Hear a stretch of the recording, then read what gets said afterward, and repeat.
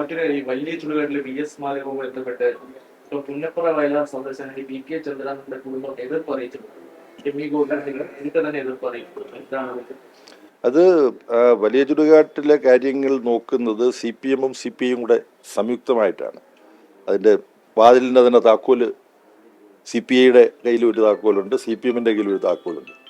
കഴിഞ്ഞ ദിവസം എൻ്റെ പേരക്കുട്ടികളൊക്കെ ആയിട്ട് വലിയ ചുടുകാട്ടി പോയിരുന്നു. ആലപ്പുഴ വേറൊരു ആവശ്യത്തിന് പോയപ്പം അവരെയൊക്കെ ഇത് പരിചയപ്പെടുത്തണമല്ലോ രക്തസാക്ഷികളെ കുറിച്ച്. അപ്പം എനിക്ക് മുൻകൂട്ടി പറഞ്ഞ താക്കോല് അറേഞ്ച് ചെയ്യേണ്ടി വന്നു.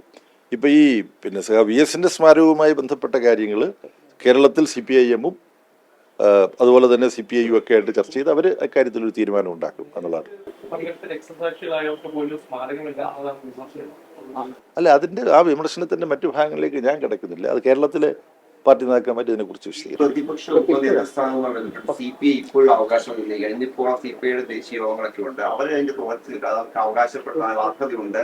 ദേശീയ നേതൃത്വത്തിൽ ഇടപെടൽ നടത്തുന്ന ഇല്ല. ഇക്കാര്യവും കേരളത്തിൽ CPI-ക്കും CPIM-നും വളരെ പ്രാപ്തരായ നേതാക്കന്മാരുണ്ടല്ലോ, പ്രഗത്ഭരായിട്ടുള്ള നേതാക്കന്മാരുണ്ടല്ലോ. അവരവിടെ ചർച്ച ചെയ്ത് അവർക്ക് പരിഹാരം കണ്ടെത്താൻ കഴിയും.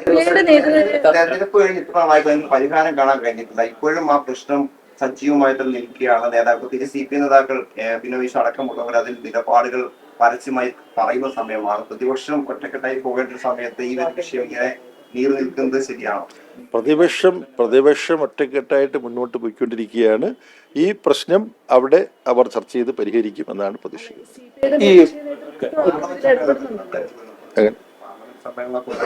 അതെ. ഈ കഴിഞ്ഞ ഇന്ത്യ സഖ്യ യോഗത്തിന് ശേഷം കോൺഗ്രസുമായുള്ള ബന്ധത്തിൽ വലിയ ഉടച്ചിലൊക്കെ ഉണ്ടായിട്ടുണ്ട്. ഇനിയിപ്പോ ഈ സഭയിലേക്ക് പോകുമ്പോൾ ഒരുമിച്ച് പ്രവർത്തിച്ചു പോകും. എന്താണ് അതിന്റെ തീരുമാനം?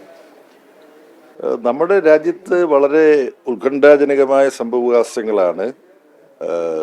ലോക്സഭയിൽ 2/3 ഭൂരിപക്ഷം കൃത്രിമമായി നിർമ്മിച്ചെടുക്കാൻ BJP വളരെ വൃത്തികെട്ട ജനാധിപത്യ വിരുദ്ധമായ രീതികൾ, അതിൽ കച്ചവട തന്ത്രമുണ്ട്. പാർട്ടികളെയും MP-മാരെയും വിലക്കെടുക്കാനുള്ള നീക്കങ്ങളുണ്ട്. പിന്നെ കേന്ദ്ര ഏജൻസികൾ ഉപയോഗിച്ച് ഭീഷണിപ്പെടുത്തി മറ്റ് പാർട്ടികളെ പലതിനെയും വരുതിയിൽ വരുത്താനുള്ള നീക്കമുണ്ട്. അങ്ങനെ ജനാധിപത്യത്തിൻ്റെയും ഭരണഘടനാ മൂല്യങ്ങളുടെയും നഗ്നമായ ലംഘനമാണ് BJP-യുടെ നേതൃത്വത്തിലുള്ള യൂണിയൻ ഗവൺമെൻറ് നടത്തിക്കൊണ്ടിരിക്കുന്നത്.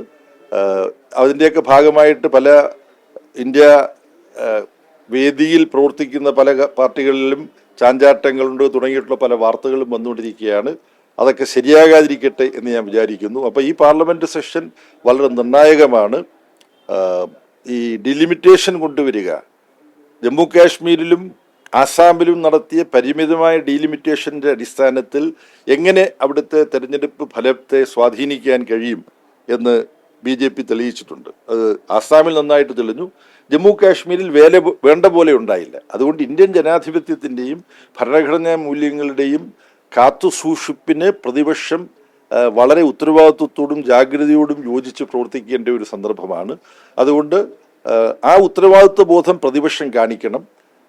ചില പ്രശ്നങ്ങളുണ്ട് പ്രതിപക്ഷ നിരയിലുള്ള ചില പാർട്ടികൾക്കുള്ള വിമർശനങ്ങളും മറ്റും നിങ്ങൾക്കറിയാം.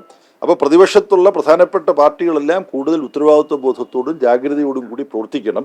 അതിന് CPIM-ന്റെ ഭാഗത്തു നിന്നും ഇടതുപക്ഷ പാർട്ടികളുടെ ഭാഗത്തു നിന്നും സാധ്യമായ എല്ലാ സഹകരണവും ഉണ്ടാവും. വഖഫ് ബോർഡൊക്കെ അവിടെ കൈകാര്യം ചെയ്തു, കേരളത്തിൽ കൈകാര്യം ചെയ്തു.